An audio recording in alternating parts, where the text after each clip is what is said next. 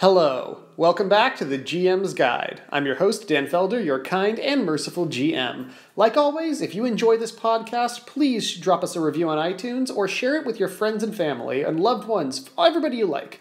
Actually, if you hate this podcast, share it with people you hate. Just, spread it around. I really appreciate it. Thanks. All right, where we last left off, I had just given my players their questionnaires. The long list of questions I went over last time to try to prize out of them phenomenal characters, writing prompts that would give me great stuff to work with, and also great information that I could use to build my campaign. But that's going to take a little while. Those were not easy questions to answer. Not at all. And I've impressed upon these guys that I want to run a really dramatic adventure, something that they should not just bring a joke character to, something that they should bring a character that they genuinely care about, something that they're genuinely proud to be playing. What do I do in the meantime? There's a lot that I can be working on, and there's a lot that I'm going to need to work on for the future. Now, there's two main things I can start handling. First, I can start building the overall setting. I can build the overall thematic setting because I know what my goals are, I know what my themes are. Last time we talked about one issue of the setting, the Hallowed Ground. We've talked about that the major aesthetic is going to be gothic horror. So I'm going to start building that soon. But first, at the start of any creative process, and really this is an ongoing thing, I like to create a designer's playlist. Or I guess in this case it's more of a writer, but writer, designer. It's really the same thing in a large narrative game like RPGs. So here's my main element of my process. There was some advice that I got from one of the game designers on various Halo games. And he gave a talk in which he was talking about, he gave an hour talk on rebalancing the sniper rifle between Halo 2 and Halo 3. It's a whole hour, really, just digging into the minutiae of changing the recoil time by 0.02 seconds, I think, or maybe it was 0.2 seconds. Point is, it was a huge talk on this tiny change, aptly titled Design in Detail. And during this talk, one of the things he said was that most writers and most designers approach their work counterintuitively. Or rather, they approach it intuitively, but it doesn't actually work the way they would think. The results are counterintuitive. Most of us, when something isn't working, spend a lot of time staring at it. If your game isn't fun, you spend a lot of time playing it, trying to figure out what's not fun about it. If your painting doesn't look like it's working, it doesn't look good, you'll spend a lot of time staring at it looking for the problem, or just, tear it up in frustration. If your book is not good, it's not done yet, you might spend a lot of time rereading it. If there's a flaw in the narrative and trying to figure out what that is. And then once you feel like, okay, it's working now, you move on, or you work on the next thing. This is not productive. Because the more time you spend with something that is not working, the more acclimated you get to that feeling. It starts to feel normal. It starts to feel natural. You start developing a sense that this is normalcy. It's an abusive relationship with your own work. Really, it's an abusive relationship with your own work. There are stories, and this is pretty well documented, of people, who are chained in a basement for years. And after they're freed, they don't feel comfortable anymore, and they might actually sleep with handcuffing themselves to their own bed. This is something that happens, and that's just because they are so used to that feeling that it feels wrong. It just feels wrong and alien not to have that. And once they get used to it, it can take a long time for what should be normal, what should be healthy, to feel normal again. You don't want to be in an abusive relationship with your own work. You want to get used to it when it's going well. So when your work is good, and you know it's good, you want to read it a lot, you want to play it a lot, you want to look at it a lot. You want it to feel natural when everything is working. You want to tune your intuition so that when things are going well, that's what feels right. And so in the future, when there is a mistake, it twangs like a discordant note in your brain. You want it to feel just wrong when something is wrong. You do not want wrong to feel right. So, how does this apply? Well, that's all well and good when your work is done, but what do you do before it's done? How do you shape your ear? This is one thing that people often feel lost and just completely in a daze about. They are trying to find a solution, and they don't know what the right solution feels like yet, especially if they're tackling some sort of brand new project that they haven't done before, which in this case, I am. So what do? I start building a playlist. A playlist.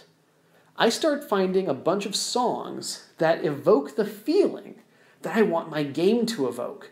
I start finding plays, movies, books that all seem to evoke the feeling that I'm going for. And it can be completely different. Like it could make no sense in subject matter. But as long as it evokes the feeling, then that's really good. And so while I'm working, I have these songs, this playlist of songs playing in the background to create the overall feeling of my setting. And so anything that doesn't feel like it fits the music when I'm working feels wrong. And anything that is, and so that way I'm building the goal. And I'm also sort of discovering the soul of what I want to go for, the emotional tone, beyond the intellectual idea of the virtue is worth walking through fire, the emotional tone of what I'm looking for. It's extremely helpful, it's extremely useful, and it's fun. You just spend a lot of time, Googling different types of music, different genres, looking for stuff, building a playlist. Building a playlist is fun. And so it's a really great way to start getting into your work, and it's also very productive as the work goes on. And also, whenever you get blocked in your work, a useful and productive and easy way to move forward is just to keep looking for different pieces of inspiration, putting that together, and often you'll start finding new ideas from these different snapshots of songs and movies and plays and stuff. So this is really, really useful, and I highly recommend that you do it. Now, I mentioned that you don't have to have things be literal. They do not have to be like, oh, this is Gothic horror, here's a song about Gothic horror. In fact, that's usually wrong. No, you're looking for something that gives you the core essence of what you're going for. The more different, often the better. Because the issue is, if you just, for example, find a book about Gothic horror that's very, very well done, like Dracula or something, then you're going to run into a situation where your work might actually be a little bit too close to the source material. Now, I don't really get worried about that myself anymore, because I design and write so methodically that I can isolate the markers of the original story, and I can make sure that mine is a different interpretation of it. But a lot of people who write more instinctively say that they run into this problem all the time. So one thing I do myself, and one thing I recommend that other people do, is you find things that evoke the feeling you're looking for, but in a very different genre. I do highly recommend that you look at your own genres and see how they're done, what the markers of your genre are, so to make sure that you do hit those notes. And if you're working in a different genre entirely yourself, like if you're making a game, it's fine to watch movies of Gothic horror. And because RPGs are so different, you're really pretty safe. You can check almost anything you want, and you'll just get the basic big ideas. So, one thing that I love so much for this, one song that I played so often when I was working on this, was something called Monsters of the Cosmos, which was a song in the Symphony of Science series. It's this guy on YouTube who auto-tunes just anything and makes it into this epic song. And there's this great, great, great series he does called Symphony of Science, which he takes people giving science lectures and auto-tunes fragments of these lectures to create these resounding, triumphant, wondrous feeling, to take the feeling of what they're trying to evoke with their discussion of this miracle that is our cosmos, that is our universe, and try to capture those scientists' passion. So Neil deGrasse Tyson, of course, shows up a lot in these, and communicate it through music. And it's just awesome. And one of the best ones for what I'm talking about here is this one called Monsters of the Cosmos, which is all about black holes. And so, you just have these words and these ideas like, there are monsters out in the cosmos that can swallow entire stars. Anything that gets too close will be pulled within. And that, I realized, was the feeling I was looking for. That idea, and taken to music, is so strong. That idea was what I wanted the lords of these dark islands to feel like. That they are black holes, these giant, huge, completely undetectable in some ways, powerful, horrifying, monstrous alien forces, so much grander than anything we can understand, so much bigger and terrifying. Inside them, space makes no sense. These gigantic horrors that we can't even get near. If you just get near them, Anything, if you just get too close, you'll be pulled within and you'll be broken. That is what I wanted the great powers in the setting to feel like. At the start of this section, the start of this song, there's a little clip from a science fiction movie. I don't recognize which one it was exactly, but there's this quote that goes, "I will travel where no man has dared to go, into the black hole." And someone meekly shouts, "Why, that's crazy!" And that's the feeling. The heroes need to be the ones saying that they are going to go where no one has dared to go. But not because they're cocky, that they can handle it when no one else can. No, it's not like that. It's not like the Diablo storyline, where it's like, oh, let's go, have to fight a Lord of Hell? That sounds fun. No, we're not doing that. We are not doing that. There are monsters out in the cosmos that can swallow entire stars. And the heroes are the stars of the story. I wanted the sense that at the center of these islands are these lords that are so terrifying, so powerful, so beyond anything that you can reasonably engage with. That it's this terrifying universe beyond our little tiny planet. Alien and hostile. We are a very small speck of civilization and life in a vast universe of death. Space itself is the most inhospitable environment to life that can possibly exist. And there are these tiny little points of light in the darkness. And that's what it feels like to be raised in hallowed ground in this setting. You're in this little tiny island of life where the darkness can't touch. But you're terrified that at some point something like a meteor might come crashing into the earth and destroy your little island. And the heroes are basically the ones who go off into that big, ancient, dark void and explore and risk going too near the black hole. They will travel where no man has dared to go. And they know the dangers, they know the pains, but they have to. Now, what can pull someone off of this earth, knowing all of that death and danger? What kind of person needs to exist for that to happen? Now, with us, we have a bit of romanticism about the journey of space. People want to be astronauts, but people want to be firefighters. People want to be heroes. People want to be superheroes. But when we're given the chance, a lot of people don't take it. And that interests me. That interests me. So this is a very good soul of my game. And I'm not going to go through all the different songs in the same depth that I found it speaking to me and I found powerful. But this really captured, when I found this song, this helped articulate this larger sense of what I was going for. Not this sort of black, oh, there's a lot of darkness, there's a lot of meanness, there's a lot of bad things out there. No, the heroes are small. They are specks against these impossible forces. And in order to have this ultimate triumph that I wanted in the end, this is the level of fire the players have to go through. Because RPGs, players expect to win. They expect to triumph over everything that they face. Everything. You need to make the big bad so big and so bad to make players feel genuinely overmatched that they have to feel like the black holes. Forces of nature, even. And I would write that down as one of my notes. Forces of nature. To create the feeling of what I wanted the lords to feel like. This also made me realize another thing. As I'm going through my list of information, the things that I know that I need, one of my notes says that the setting should be unknown. That ultimately there should be mystery in the setting for two reasons. One, players fear the unknown. Humans fear the unknown. So if I'm trying to make them feel afraid and scared, then the setting itself should be unknown. But also, I don't want the players' characters knowing more than the players do. This is really important for this setting. I don't want the players' characters knowing more than the players do. And one of the best tools of exposition for a GM is to say, hey, you need to know something for this campaign. Roll a knowledge check.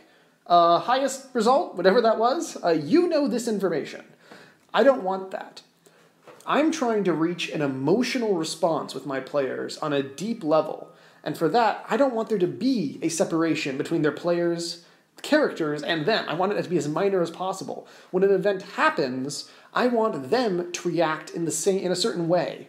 And I don't want to hear about their characters reacting in a way, and their players reacting to their characters, No, I want players to feel afraid and unknown in the same way that their characters do. And partly to make that convenient, I need a reason why their characters would not know more information than they would about my main setting. And here I've run into a problem. Raven Shadow I've already established to my players, is based in an area of the world called Raven's Walk. Raven's Walk. Now, knowing that my players wanted to stay in my big Evertide setting, the big setting I'd mentioned previously, and that's where my last campaigns had all been run for, and players said they wanted to keep staying in the world. They wanted to see what happened next. And there was some unfinished business they had with people in the world, so they were saying that they wanted to run another Evertide game. And so I had said, okay, sure.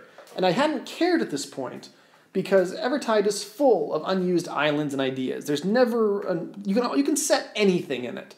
So it's designed that way. It was actually designed for each of the major areas of the world to correspond to the ideas and themes of a major D&D setting. And so I'd always known, there's lots of pieces of Evertide that I want to explore. I can invent something brand new on the fly. I even have the excuse of, the black veil that's been covering most of the world if I want to dig into something new, like a new island the players have never gone to before and no one would know before. So that's fine, it's great. But I start realizing, hey, Raven's Walk was based on the Ravenloft campaign setting. It was supposed to be, if I ever want to run a Ravenloft campaign, Raven's Walk will be the place I'll go for that. So that's great. So when I handed out this information, I told players, oh, it's Gothic Horror? It's the Raven's Walk campaign setting. That was in the campaign notes. I didn't mention it last time because it wasn't important yet. Now is when it's going to be important, because I realized to myself, Raven's Walk is known. People know what Raven's Walk is. People go between the islands. People talk to the lords. There's trade ships and stuff like that. In a previous campaign, I had two players visit Raven's Walk briefly, and I established sort of what it's like to them, because one of them was a vampire, based off of the character Vlad from Magica, who was definitely not a vampire. He's a vampire. And he was this big gentlemanly vampire who didn't think it was polite to say he was a vampire and pretended not to be a vampire no matter what he did, no matter how obvious it was. And he had an amazing bluff check. And so that was really fun, that he would constantly convince the other characters in-game that he wasn't a vampire, while the players absolutely knew he was a vampire. So, we have this established setting. People know things about Raven's Shadow, but, and here's the problem, my players, they know things about Raven's Walk, not Raven's Shadow. Raven's Shadow is the name of the campaign the name of the campaign itself. Raven's Walk is just the place in the world. So, again, Raven's Walk, collection of islands that are based off of the original Dark Gothic Horror campaign setting. Raven's Shadow is the name of the campaign. Sorry for the confusion.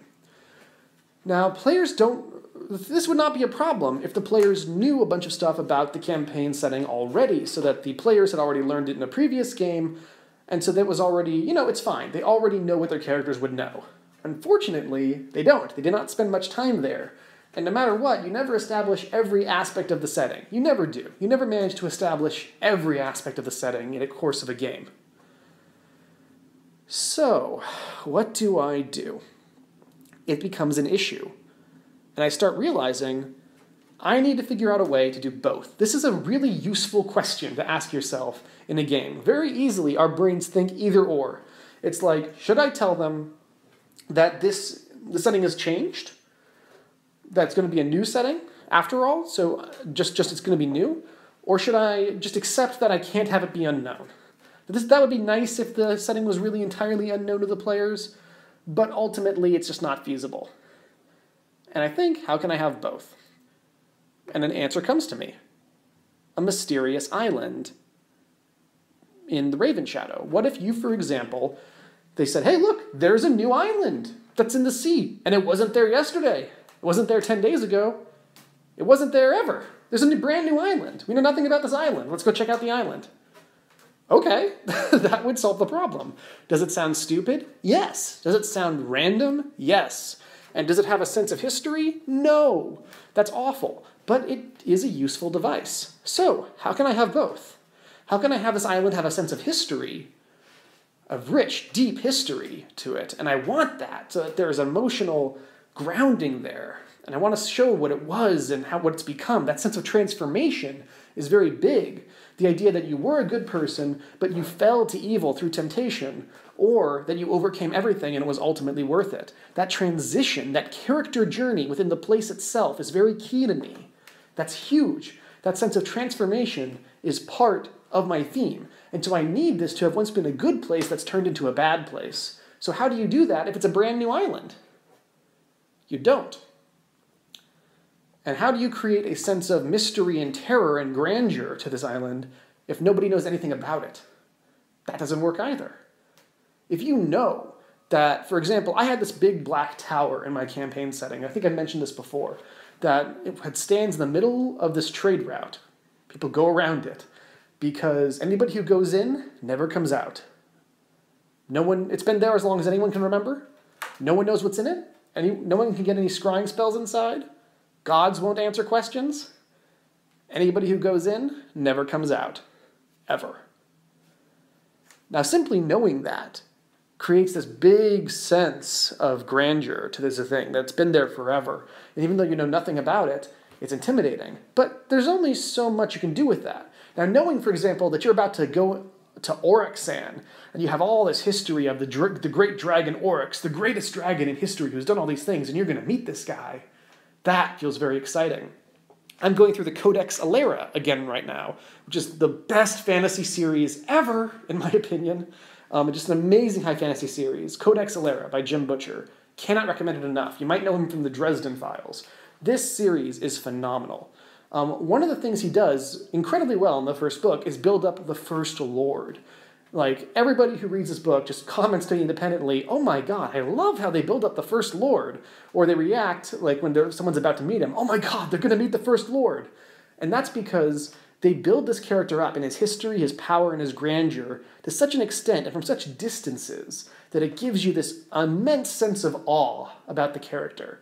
They show him as a mastermind, just in all the different ways he moves things around. And as people are realizing the next layers of his plans, that they're trying to play catch-up to how well he's thought things out. And then someone says to him at some point, I need to go to this place. He tells them to go to this place. He says, I'm not going to get there fast enough. He's like, don't worry, I'll call the north wind to speed your way. And this gigantic storm happens across this entire region of the world because of the aftermaths of him calling the north wind into this section of the world. He's basically a god who's called a halt to all action as people wait up for the rest of the storm to peter out because of this. And just in order to get one of his people across the setting. And he's also planned for the storm. He knows about it. It actually helps serve his designs as well. But that is how epic he is. So I want this sense of awe for this island. How do you create a sense of awe? And see, you might notice, I don't know nothing about what's on the island yet. But I do know that I want players to be intimidated by it. I want them to feel like they're going too close to the black hole. And how do you do that? Especially when you don't know anything about it yet. So, what if the only things people know about it are the myth? You know just a few snippets of information, a few rumors that you can be easily explained to people. So this island needs to be a mythical island. Okay. And it was an island that disappeared once, and now is back. And because of this island, its role in the story is so epic that it coming back, it's like Atlantis. Atlantis works. Like, we don't know anything about Atlantis. We don't know anything about what's there. But we know that it was a story, and it vanished, and now it's risen from the ocean again. That would be terrifying. That would be epic. Now, Atlantis itself isn't necessarily a scary place, but I could make a version that is. And so the idea of this ancient city, this ancient island that once was this amazing, incredible place, terrifying place, and it vanished, and thank God that it did, but now it's back. That would work well. All right, that's great to use. I'm going to use that. So where do I go from there? Where do I go from there? Well, there's lots of lords of these islands, right? There's lots of them. So the whole idea is that there's 20, 30 lords of these different islands. How can I make this island scarier? Well, in RPGs, there's long been a tactic that I've used to make anything scary. The problem with RPGs is that players are trained to know that they're probably going to win, and that what is put in front of them, what monster is put in front of them, they are expected to fight and overcome. If we see James Bond run into a group of, soldiers, we expect that he's going to kick their asses. That's one of the natural things of RPGs. That, look, this is what a level 7 party should face. Here are the level 7 monsters. Here is the XP budget. Here is the challenge rating. Players expect that they're supposed to fight and overcome and kill things. In fact, one of the first things I tell players at the start of this adventure is, do not expect, just because you see a group of soldiers in front of you and they're in your way, that you're supposed to win if you fight them. You do not have plot armor. If you see a group of soldiers in your way, you might attack them and be destroyed, or you might attack them and overcome them if you think that's reasonable. But don't assume that I'm expecting you to just fight your way through every obstacle. You might need to turn back in some cases. Just think about that. That's so warping to us as RPG players. Like, wait, the DM might throw a fight in front of us and we're not necessarily supposed to dive in? And the answer is no. No, you're not. So how do you scare an RPG player when they have this assumption that they're supposed to win, that when they fight, they're supposed to overcome? That's an interesting question. One of the best ways to do it is to represent power via scale. This is something that cartoons do a lot. Not cartoons, comic books. Because, when superheroes are fighting guys, how do you make them afraid? You can make someone gigantic, but superheroes kill gigantic things all the time. A Superman isn't very large, but he can lift a freaking universe. So size alone isn't that intimidating. Power necessarily isn't that intimidating. What you do is you show people, like on basically a cosmic scale, what beats what. So one of the jokes is that in X-Men comics, Wolverine was the punching bag. He was able to regenerate any injury for a very long time. And so you could hit him as hard as you wanted, and he'd come back. And he's a really tough guy. He's a big badass. So if somebody punches out Wolverine, then you know you're in trouble. The Justice League kind of uses Superman this way sometimes. If someone manages to smack Superman around, you know it's a big deal, because Superman's a big deal. So in RPGs, often I'll have players fight one monster, realize it's terrifying, and then throw 7 more of them at them. They barely managed to survive one monster, now there's 7 of them. They understand now that this is a big problem. And then they see the king version of that come in that's 6 times as large, same creature, but 6 times scaled up. Once you establish that the smaller version is scary, the larger version is much more scary. Much, much, much more scary. So, this is a good way to establish danger to a role player. How do I take this and port it over to this island? It's pretty simple now that I think about it. And I really got this really fast. It's in my notes. It's like just 2 minutes later. And the answer is, the other lords of the island, these terrifying godlike forces in their own domain, not actually gods, but they can, control the island's weather, they can control the air, the wolves are their eyes, that sort of thing. If these guys are afraid of this person, the lord of that island, the lost lord, the lord whose island vanished and is now back, if they're scared of him, well, that would be impressive. Players will, if I tell you this lord is the scariest thing in the universe, and players will say, okay, and they'll process that. And if I tell you this lord is incredibly powerful and scary and he would kill you in a second, they will react roughly the same way. But if I tell you first, this lord is the scariest thing in the universe, and they do a roleplay section and they're terrified of this guy, and they know that he's supposed to be this incredible badass, and if they piss him off, they're dead. And that he could kill them with a thought. And they go into this castle. They have emotionally registered this state. And then once you tell them, and he's afraid of this person, their mind boggles and it tries to recalibrate for this new threat. It's so much stronger. This is an actually very well understood thing in showing that somebody is more likable or any comparison in general. Predictably Irrational did a study showing that people tend to judge things in comparison to other things. It's not a vacuum. It's not like we randomly give a point value to something about how much we like it. It's we compare it to how much we like something else. A good way to explain this is to talk about a study that was quoted in Predictably Irrational.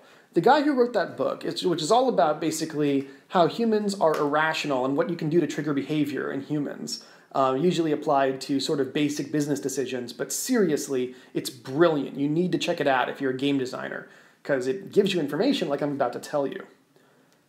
The Economist used to have 3 options, 2 of which made sense, and 1 of which made no sense. It was very weird. I'll tell you about it in a second.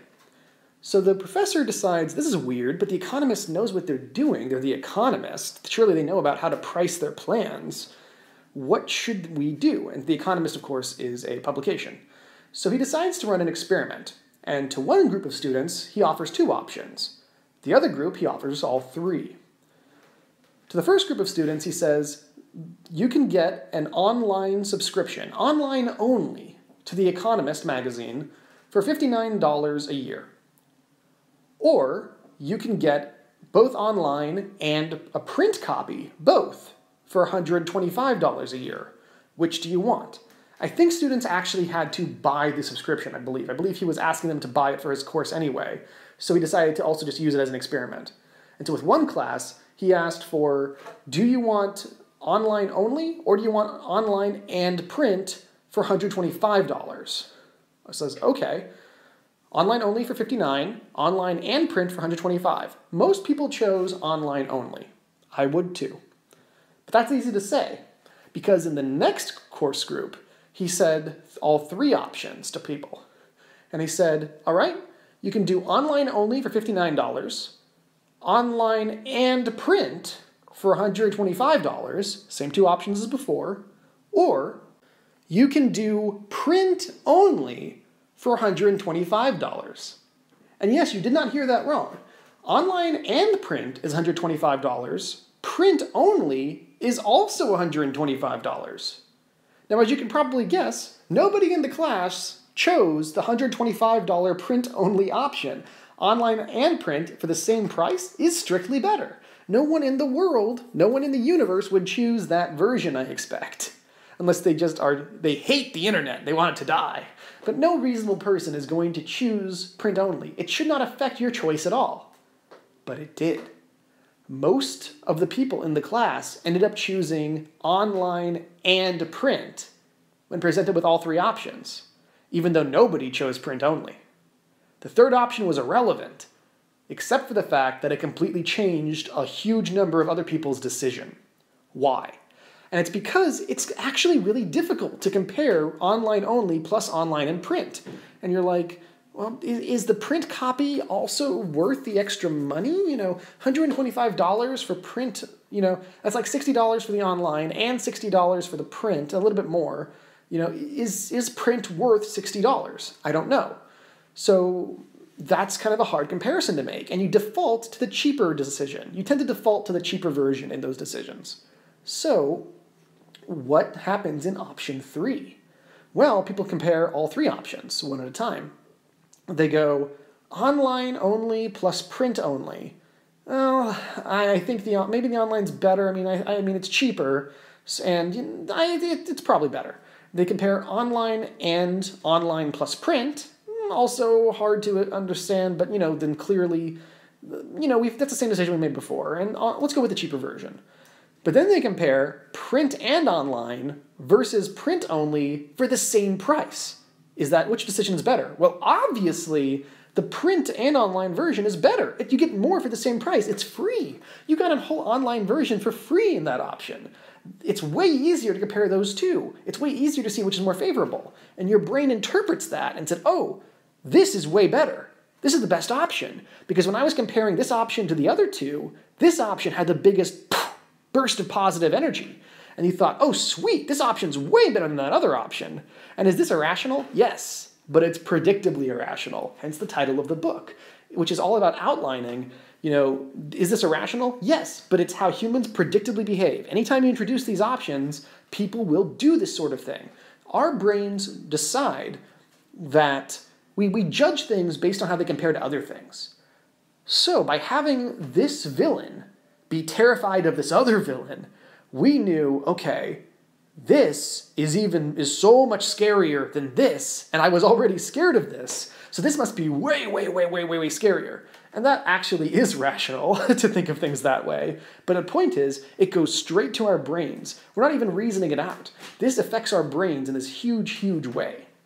It's a great way to show that something is scary, to show it that it's scarier than something else. Because we don't go through all our options and say, this is scary on a scale of 0 to 100. And that was a 78, and that was a 62. No. We think, is this scary or is this not scary? And we hit scary. And then we think, is this even scarier? Oh my God, it's way scarier. And that's when our minds start to boggle. And that's that sense of big, terrifying, alien black hole that I wanted to create. There are monsters out in the cosmos that can swallow entire stars. That was the feeling I wanted to create. And that's almost, by the way, what you're doing in that lyric. Stars are huge and incredible and big, but the black hole can swallow entire stars. It's a great way of tapping into our brain space.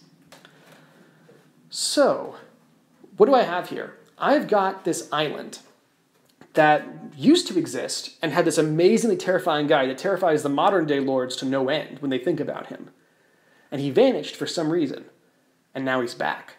Or rather, we don't know if he's back, but we know the island is back. That's all we're going to know, that his island has appeared again. Or maybe her, I don't know yet. But the island has appeared again.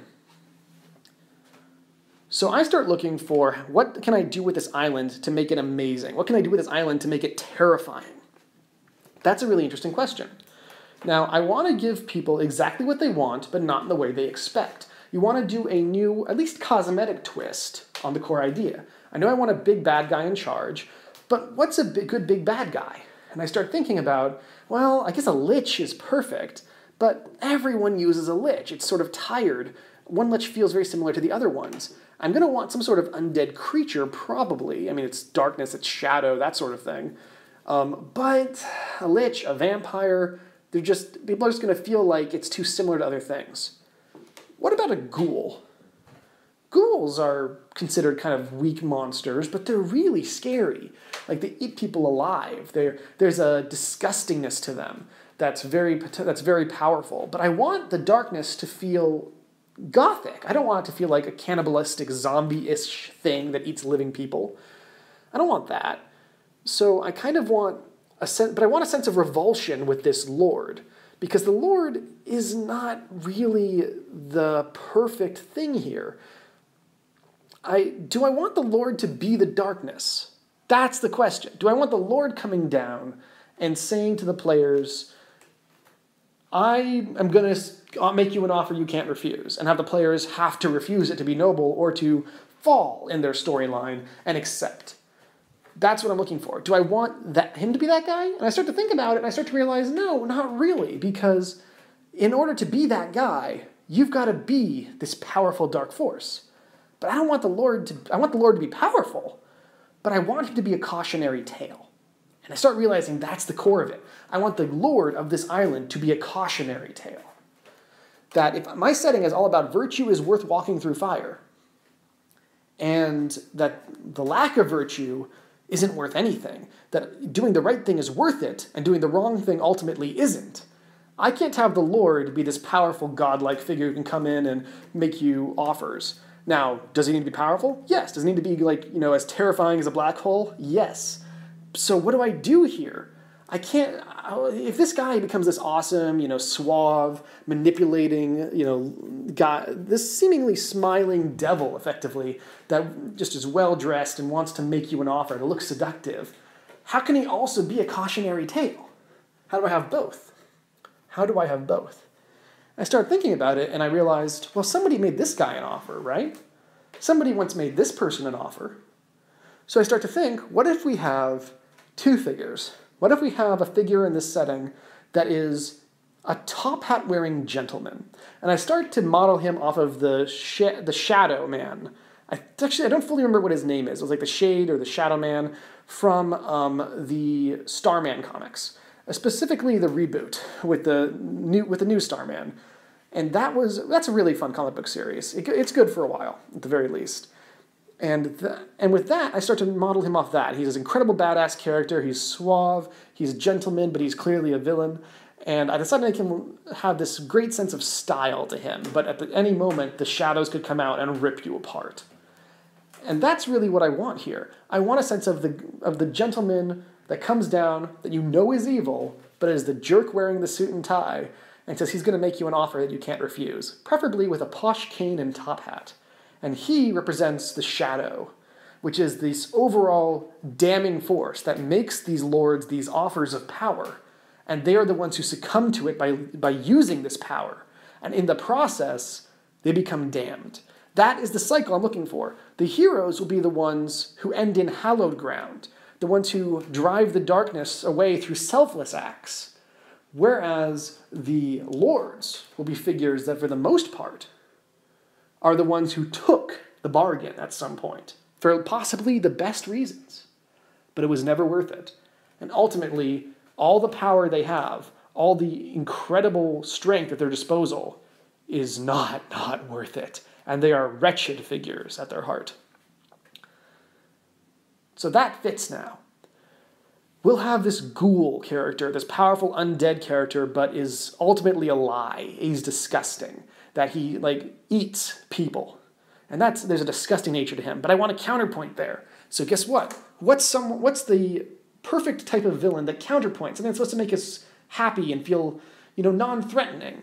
A jester. We've all heard of, the killer clown, but clowns are weird. They have weird makeup. Jesters are considered sort of even more harmless bards. So, the killer clown works, but the jester is a new motif for that. It's not just the weird makeup and the guys. He's got the cap and bells. So the ghoulish jester is a very striking image. You've got the cap and the bells, but this ghoul that is incredibly powerful, and for some reason he's in charge. And that's weird. You can understand a king being in charge. You understand a queen being in charge. But a jester? Why is a jester in charge? And I like that it had this whole element that this whole thing itself is basically a joke. And I liked the idea of it not just being a serial killer who wears a clown outfit, which is the way that most of these clown things are, or a monster that takes the form of a clown. No, I'm going to flip that. This is a good, kind person who only wanted to bring laughter to kids, who fell to darkness somehow. And his best intentions are what damned him because he made a deal with darkness. That becomes a very powerful idea, that he was a hero, but he fell. He made the deal, maybe more than one, and he fell, and he became scarier and scarier and scarier, and he amassed more and more power. Strong force of will. Turned to bad ends. Because that's what the shadow does. It offers you power. And it doesn't matter who you are, really. If you have a strong enough will, it can give you more power to control. But ultimately, the shadow wants to corrupt the good people. It turns the average greedy serial killer type people, the bad people, into monsters. They become like monsters that terrorize villages. But that's fast food for the shadow. What it wants truly is to corrupt the greatest souls, the ones who might actually make hallowed ground. It's all coming together. So basically, the shadow wants to corrupt the types of people that might make hallowed ground and turn them into forces of darkness, ones that will, when you hear about these great heroes or these great people or these noble people that fell to darkness, that crushes your soul that much more. And it appeals to the shadow's sadistic desire for despair and its sense of irony, that it wants to see the heroes fall, which also has the practical side, of course, of causing despair and sapping the will of the next generation of potential heroes who might make hallowed ground. That works very well.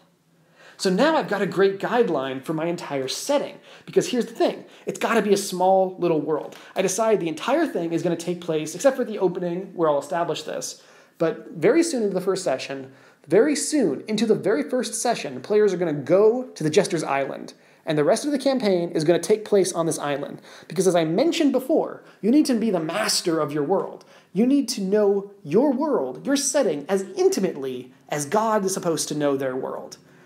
You need to know your setting as intimately as a god would know their own creation. Not a sparrow falls that God doesn't know. So that's the idea.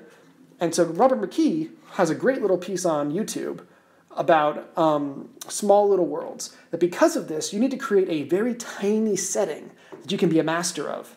So one island, done. It works super well. It's self-contained. It's a very powerful, narrow setting. And better yet, every piece of it, every aspect of the island can be an expression of the jester's character. And you can see the before and the after. What he created there before he fell and what happened after he fell. And so you can start to see the transition. So every aspect of this island, if the people are like gods of their islands, if they are like these incredibly powerful forces on their island, then the island would be an expression of their character, right? And that's interesting. And suddenly I have a thematic goal. Like I mentioned, that a dungeon needs to be an expression of the character that created it. The whole island should be an expression of the jester. And that is where we're going to stop for now. So with this, I hope you got some useful information about the various techniques that I use, some understanding of my basic creative process. And as you can see, we've had the pieces in place now of a very clean and clear setting, very, very focused, and the entire thing is going to be based around this character, expressing this character. And the whole setting should have a very strong emphasis on expressing who this character is, and you can see the before and after of the fall from grace. So on the one hand, we have the hallowed ground, with all the little stories of the heroes that hallowed it on that island, that show you the positive side of the setting. On the other hand, we see the opposite. Everywhere outside the hallow is an expression of the character that fell. The good character that made a deal with the devil, or the shadow in this case, for the best of intentions. And ultimately, we see the result of the horror of the product of that bargain. Thanks. Thanks for listening. I hope you enjoyed this, and I cannot wait to dive into Raven Shadow further. I really want to talk about the story we built for the Jester and why, and the expanse of the island and the different locations. And soon, we're going to be going back to the characters when I get my character sheets back, and we see, well, not the full sheets, but the questionnaires, the answers about who these characters are and why. And once we get those back, we'll start tying in the stories of these characters into the campaign itself, and try to fulfill my initial ambitions that every single thing in this campaign is actually main plot relevant to driving one of these characters forward. Really excited. Thanks for listening, and again, you can check out more content at danfelder.net, and also please drop us a review on iTunes or share it with all your friends. Thanks a lot, and I'll see you next time. Bye.